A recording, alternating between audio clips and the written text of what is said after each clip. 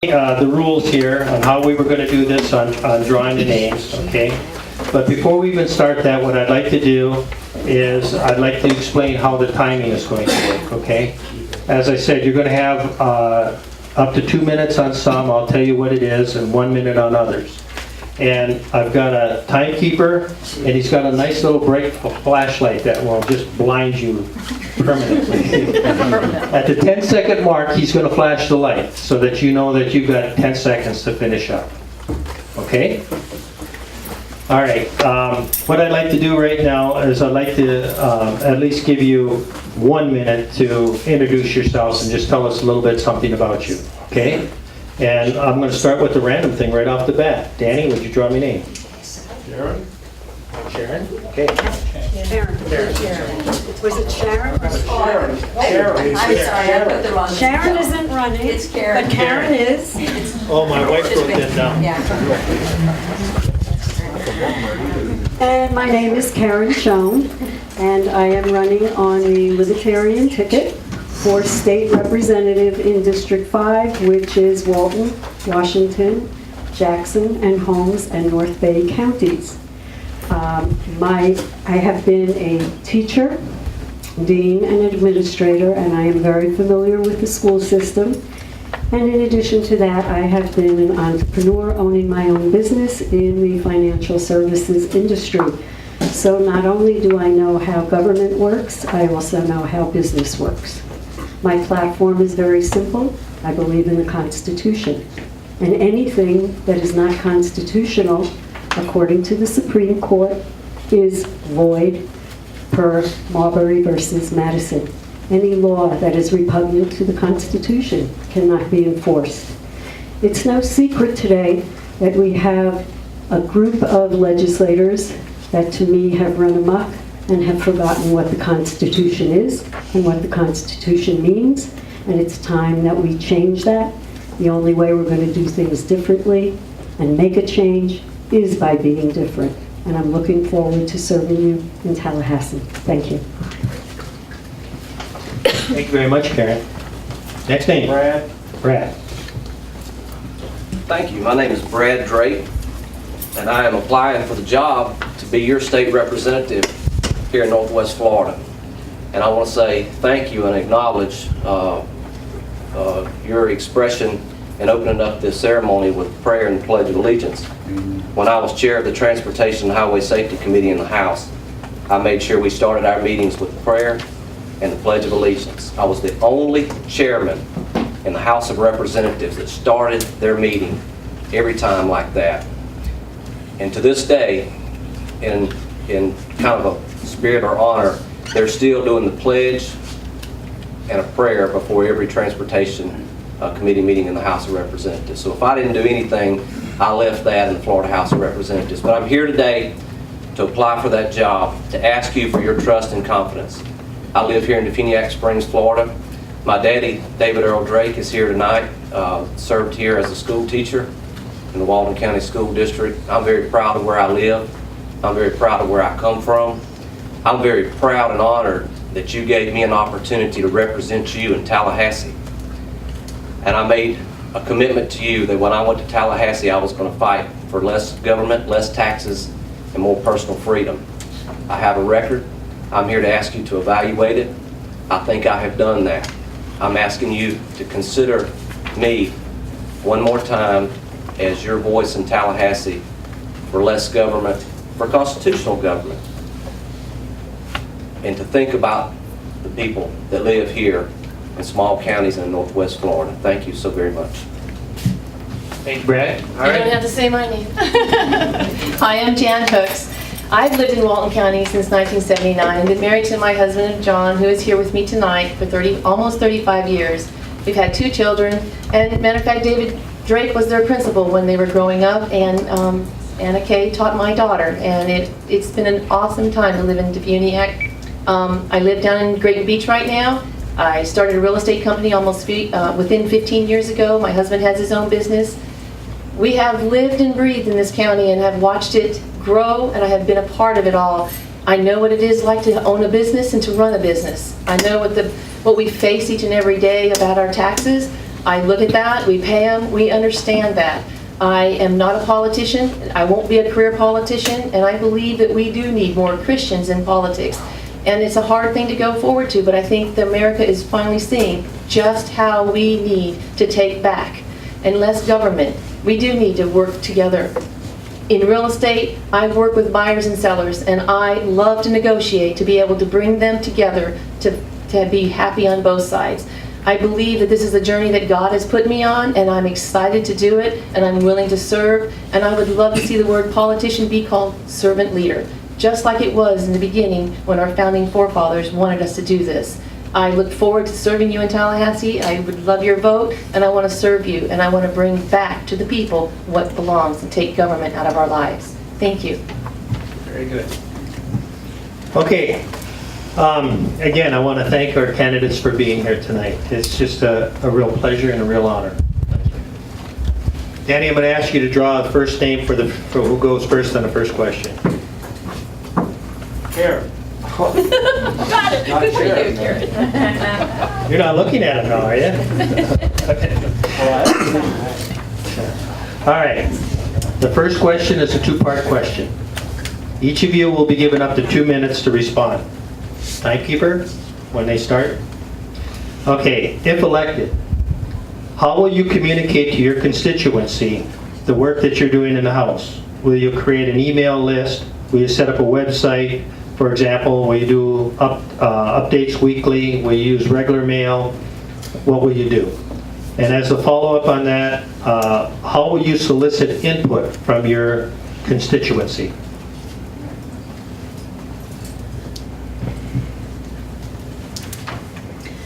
Well, one of the wonderful things that we have is living in the age of technology. But technology is only good when used properly. Yes to all of the above. There will be a website, there will be a blog site, there will be multiple sources, but more important, I intend to meet with the people. It's very difficult to represent people if you don't know who they are. And knowing the people, getting together with them, going to functions is very important. But there's another facet of this. Many people can't get out. Many people don't want to leave their homes. They want to have the comfort of their home. So I also intend to have a weekly conference call whereby we will talk about what has gone on, what bills are coming, and I will ask what my constituents want me to do in order to vote so that I vote the way they want. I refuse to take any money from special interest groups. This is a party of the people. This is an election for the people, and it is time that the people's voice was heard in Tallahassee. This past year, 91% of the people said no to illegals getting in-state tuition and the illegals getting driver's license. The politicians were not listening. The new people will listen. I will be a listener, and I will work with the people. Thank you. And the second. You're doing fine. You're watching, obviously. Okay, all right. Who gets to go second? Jan. All right. Repeat those questions one more I time. can't. Let's see, I gotta find it here. Okay, if elected, how will you communicate to your constituency if you're in the House, okay? Will you create an email list? Will you set up a website? Will you do weekly updates? Will you use regular mail? What will you do to communicate what's happening there, what progress you're making? And the follow-up question is, how will you solicit input from from the people that you represent? Okay. Thank you for the question. You know, in the age of technology that we do live in, yeah, it's easy to go out there and find it online and to research and do what you want to do. But what I find when I go to all my conventions that I have learned over the past 15 years, the main thing that we have to do is we have to communicate one-on-one, going to the people, asking them what they want. I totally believe in the websites, in going to it, being able to, anybody be able to touch the website and grab it and write a question, send it on. Being there, touching it one-on-one is the most important to me. You know, with today's technology, I deal with a lot of people there's a lot of young techie people that all they want to do is, you do it by texting, and you do it by the email, you do it by this, but the love and the touch is gone. We need to come back to knowing what you want face to face. I want to be there, I want to be that voice to do face to face. You have to be in front of the people. You can share it with blogs, you can share it with your emails, you can share it with questions, send it to the websites, but you have to be in front of people's face, and you have to be accessible. I want to be accessible to you. Call me, you're going to get a phone call back. I've experienced that so much. Thank you for the phone call. Thank you for that information. Thank you for returning my call. It's important to be a part of someone's life and that you care about, to hear what your voice is. And it's really important to me. And the success that I've experienced by the blessings of the Lord, I totally believe it's all because we get in front of your face and we want to be a part of your lives. That's what I want to bring back to the people. Thank you. So you have a method in what you're going to present yourself to the people? Yes, we have to get out there and go face to face. And you're talking about the emails, or you're talking about the website, or you're talking about knocking on doors, or leaving the door open to say, come in and talk to me. All right. Okay, Mr. Brad, you're next. Thank you. I see J.W. Atkinson here tonight, and I don't think he's got email, but I know where he lives, and I'll tell you, I've been there a number of times. My cell number is 850-419-1300. My home number is 892-3251. I don't ever turn my cell phone off. Sometimes it rings in the night, sometimes it buzzes, makes all these little noises. But the first time I ran and asked for you to consider me to vote for you as your state representative, I put my cell phone number on all my literature. It's on the World Wide Web. It's at your disposal. You call me if you have a need. Now, I've done all those things you've talked about, the email, the website. I have met with constituents. What I enjoy doing is when someone calls me or communicates with me through those methods. Sometimes I like to respond by just going to their house. In fact, when I was first elected, Karen, not Sharon, Karen called me. She was a constituent for 4 years, and we met in Ebro one time. And one time we set up a meeting at her request in Tallahassee, and I drove over there, and that's what I've done, and that's what I'll continue to do. So if you trust me as your leader, as your voice in Tallahassee, as your state representative, there's no surprise in what you're going to get. That's what I'm going to do, and I would thank you for that opportunity. Thank you very much. Very well done. Okay. Next. Yep. Jan. Jan, you get to go first this time. Here's the question. Name 3 most important issues to you at present within the state that you want to address, and how you plan to accomplish the goal of turning such into positive legislation for the people of your district and the state. Okay, I'll read it again. Name 3 most important issues to you at the present time within the state, okay, not federal, not local, and how you plan to accomplish or have a goal in which you would do something positive in regards to legislation for the people of your district. It's a tough question. 3 most important to me. Common Core is really important to me.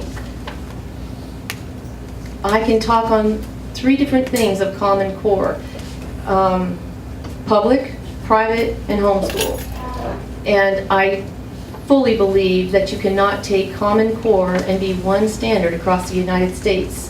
For when you take children from the north end or the south end of the county, you cannot hold them to that. You can't take them from Hawaii to Virginia to know that they're going to know exactly what it's all about.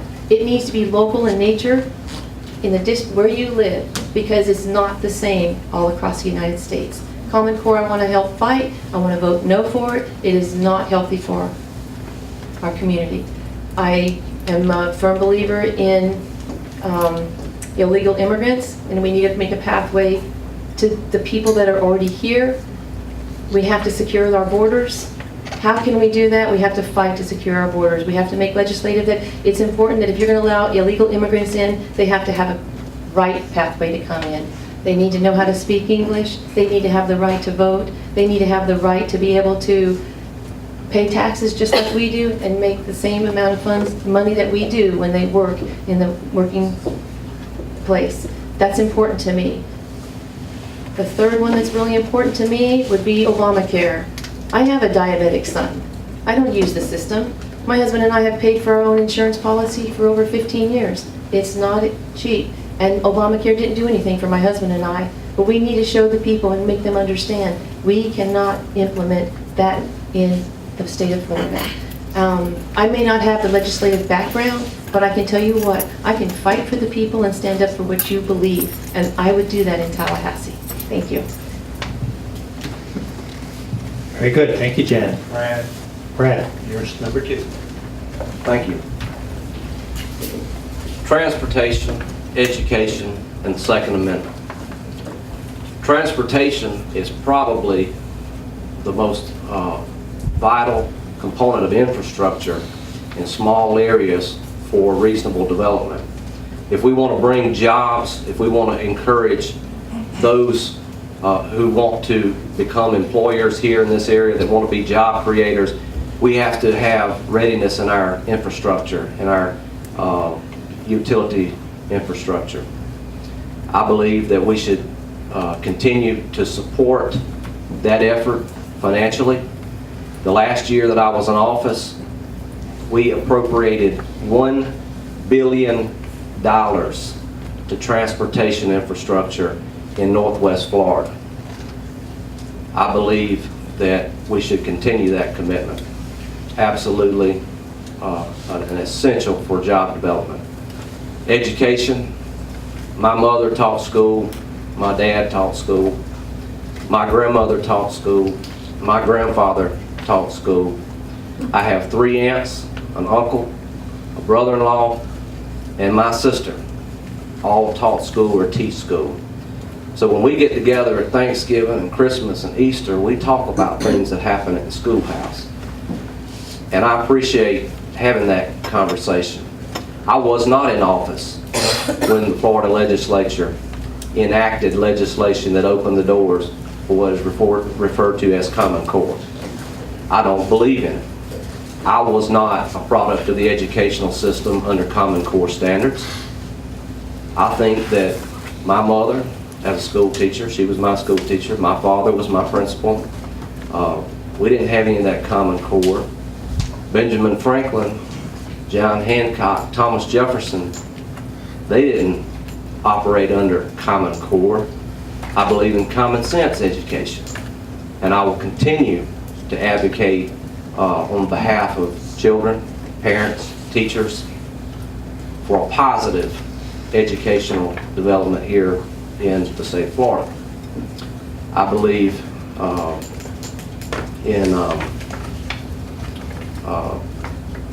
I also believe, as was said on the point of illegal immigration, when I was in the House of Representatives, I voted for a bill that did crack down on illegal immigration. Sorry, Brad. I'll talk more about that in opportunity. And again, I apologize to the candidates, but in order to get through the questions, we do have to, abide by the time. And I do realize that you are put on a spot. I would have a hard time doing this myself, for sure, let alone standing up here and trying to be the host. It is difficult, and I'm sure the audience recognizes that, but it also gives you an opportunity to find out, are the candidates sincere? What do they really want to try to do? I'm not here to talk, so I'm going to go on. Karen, you're next. It's really not as important as what I think as it is what you think. And as I've been traveling all over the counties, if you take a look at the pamphlet that's on your chair, you'll find my personal information, plus the key points that the people have told me that they are looking for a legislator to work with. The first one being life, liberty, and the pursuit of happiness, because it's being eroded as our Constitution is being forgotten. The thing that I want to make, and the key point is that you can't separate. Everything is connected, and each program, each process is a part of something else. So when we don't understand the Constitution, we have to look at why, and that takes us to the schools. The schools are no longer teaching the Constitution. They are teaching our children what to think, not how to think.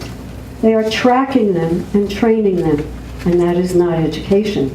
And as a result of that poor education, our children, and many of us, have no idea what our rights are and how we can communicate them so that we can retain them.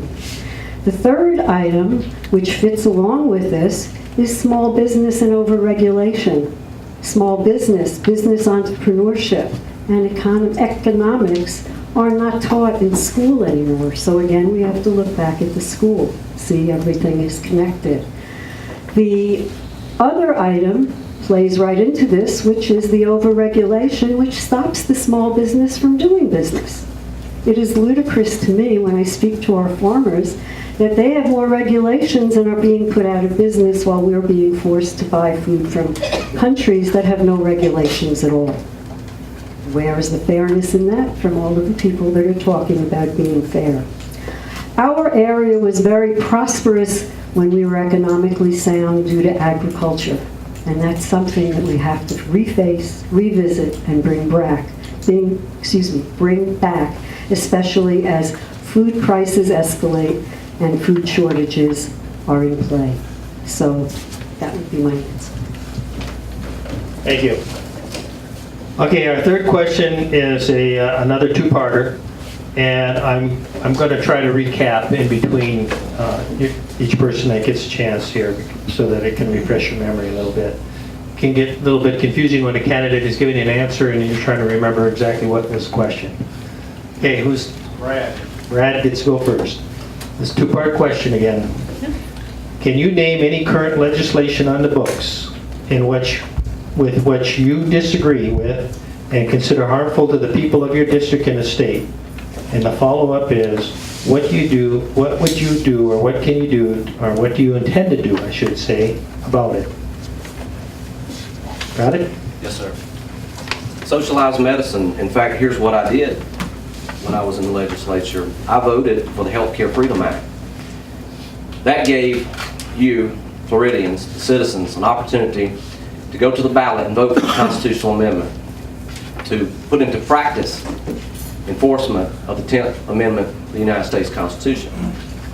Now guess what? Floridians voted not to do that. I voted in the Florida legislature to put that constitutional amendment on the ballot. So when the federal government mandates that you have to purchase health care insurance in the state of Florida, I voted and advocated in the adverse of what's considered Obamacare in the Florida legislature. We put that on the ballot, we asked the people to respond, and here's the product that we have. And I believe that that will answer your question on what's on the books and what I would do to alleviate that. Thank you very much. Okay, I'll recap again. Who goes second? Jan? Jan, again, the question is, name some current legislation that you're familiar with on the books that you disagree with, that you feel is harmful to the people of your district, and what you would do or intend to do about it. A specific thing that comes to mind is giving an illegal attorney the right to practice in the state of Florida, which was passed this past legislative. I think that is just, I find it appalling, I find it disgraceful, I find it wrong. It wasn't the right way to allow that to happen. There's a right way to do that. I would have voted no. I would have voted that is not the way we should do that. We need to make that pathway again, as like I said, for illegal immigrants in the state of Florida. We have them. We need to do something about it. But to have that come in is just an open door for more bad to come in, and we have to fix that. And that's what I would vote and try to change. To try and change it, I, again, don't have the legislative background. Nobody who's been in legislative gone in there and already knew all the stuff that had to happen. They had to learn, and I'm willing to learn to know how it gets done, to help write those bills, and to put them forward. And that's the opportunity I would like to do for my constituents. Thank you. Thank you very much. Okay, Karen, again, name some legislation on the books that you think is bad for the citizens of the district and the state, and what you might try to do to fix it. If I said all of the above, that's about where we are right now. We have legislation on the books that allows non-government agencies, bureaucratic agencies to legislate, to have theft of private property, to steal land, to regulate businesses out of business, to create public-private partnerships whereby the public pays and the private profits. These are egregious to me, and they inhibit our growth and our prosperity. How would we fix them? The best thing that I could think of would be to take the Florida Constitution and statutes and match them up with our Constitution, with the U.S. Constitution. And the bills and the statutes and the laws that were created that were unconstitutional should be kicked to the curb. And unfortunately, recently, that is a lot. I would like to see a constitutional committee so that every law that is passed goes through a process to determine whether or not it is constitutional before it even gets entered. I would like to see a bill that is a single item bill and says that if we're going to pass a law, it should be for one item only and not thrown in a variety of amendments that allow illegals to get in-state tuition and illegals to get, as Jan just said, a law degree that legislators never read.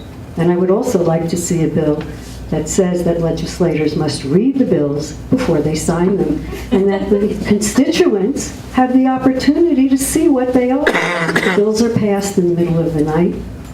Our Florida legislature does the same tricks that they do in D.C., and that should stop. Thank you very much. Okay, Jan, you get to go first this time. This is the fourth question. This is another two-part question. It has to do with campaign disclosure. And again, I would like to reiterate that these questions came to me via email from a number of patrons, okay? Number of interested people. And the question is, will you challenge your competition to fully disclose who is funding, promoting your campaign, including organizations in and outside of the district?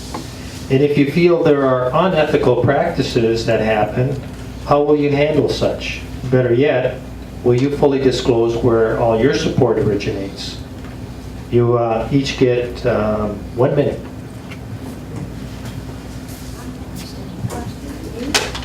Disclosure.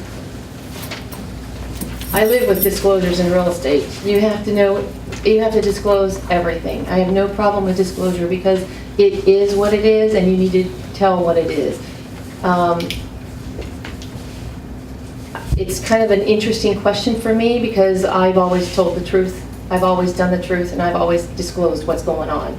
You have to do it. My disclosures on where my campaign money is all open to everyone. To go behind the scenes and check on everybody else.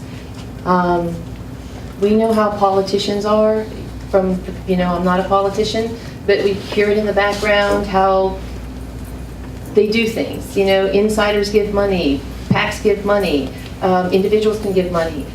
Everything to me is all disclosure, and I live and breathe by the word disclosure to tell how it is. And I believe that that's how I do mine. Thank you, Jan. Yeah. All right. Brad, again, the question is, excuse me, I'm sorry, Brad.